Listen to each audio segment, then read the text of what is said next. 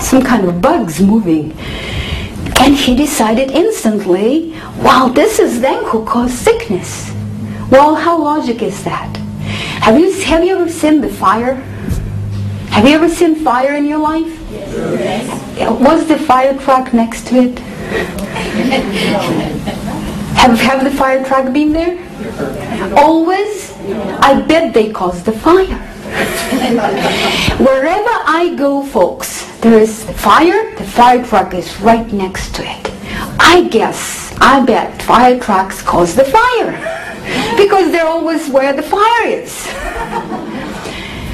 When Louis Pasteur expressed that, certain people benefited monetarily right away from creating that kind of fear. And they started to plant this fear in everybody's heads. And if people even didn't believe in that, they thought, what if? I don't want to take a chance when talking about my baby. Ooh.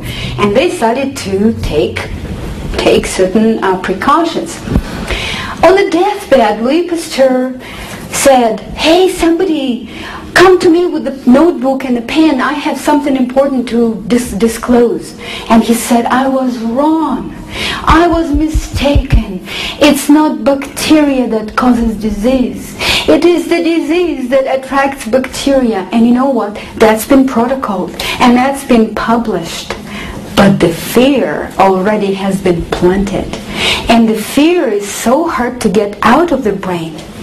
Because when it's fear, it paralyzes us. It directs us into different direction. And we cannot really just trust. We cannot just say, hey.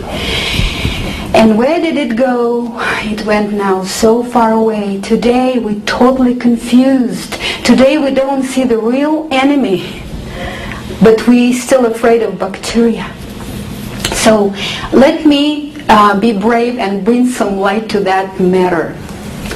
Today we confused bacteria and chemicals. We're not afraid of chemicals. We're paranoid, afraid of bacteria.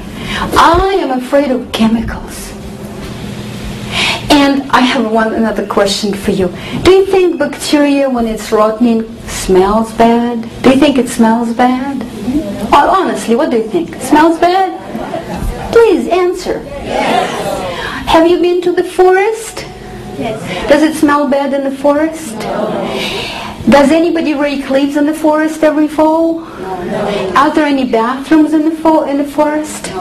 Are there any cemeteries in the forest?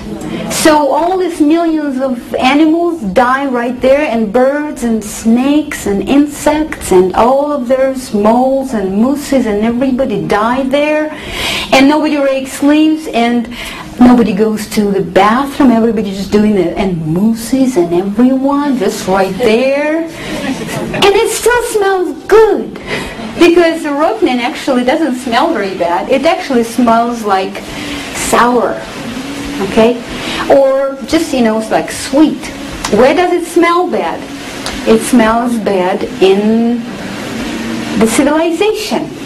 Why does it smell bad? I started to brainstorm and I started to make research and I figured out in 1800 humans took crude oil and they divided it into about 80 chemicals.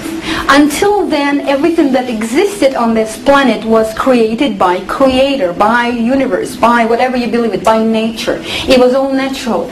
And it was all biodegradable.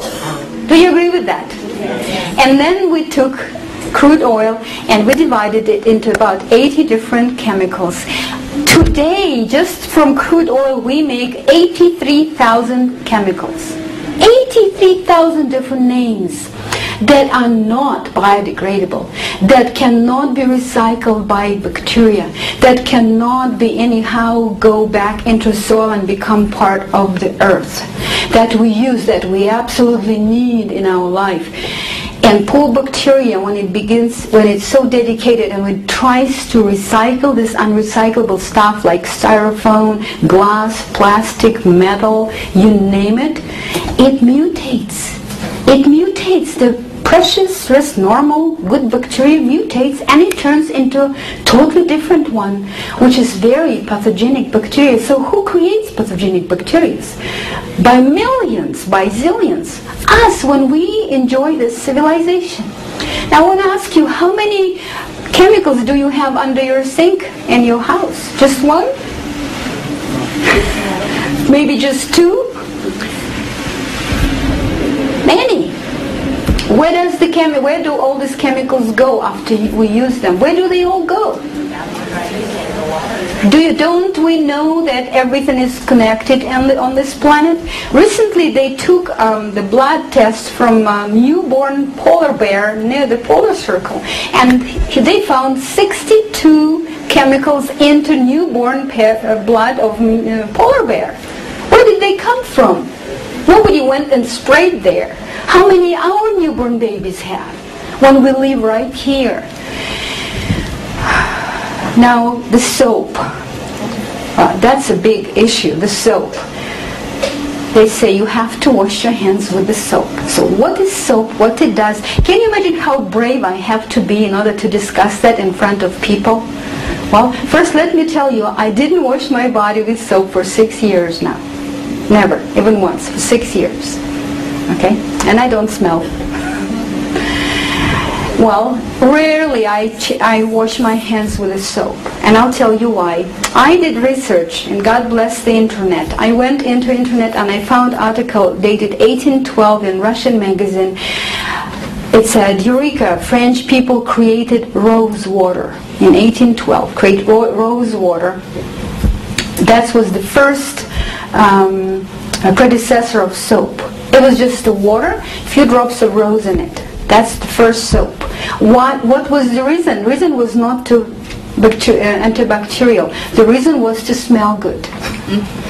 And then they started to develop, but some people figure out when you plant fear in somebody's head, they will buy much more. They will buy it for every family. I went ahead and I read how the Tsar family were washing their linens.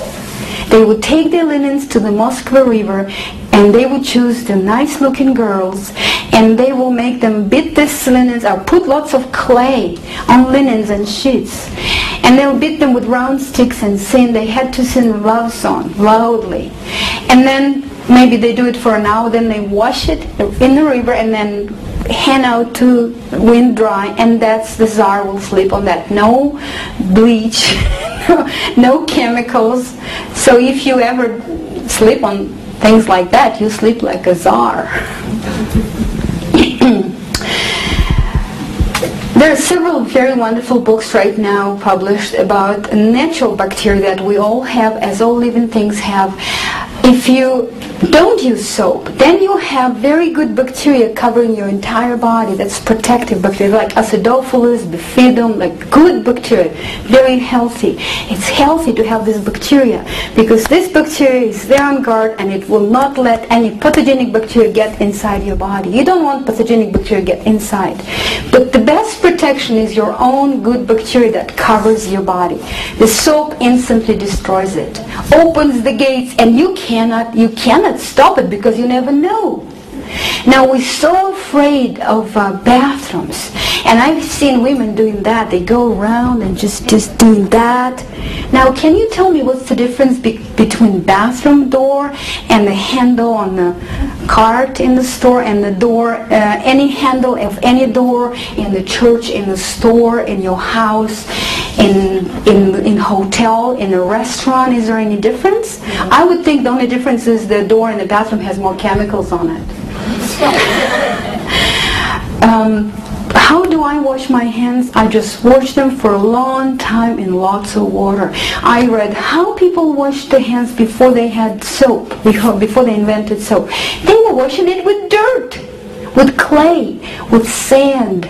In India, they wash it with ash. And in different countries, clay. And I tried to even wash my hair and my body with the dirt when I was in the wilderness. You know, my family, we lived for 6 months in the wilderness. And it was the best, but it will clog the sink, so I cannot do it at home. So whenever I wash my hands, I make sure I wash it long time. If I want to conserve water, I'll put it in the bowl, and like in old times, I wash it long time in the bowl.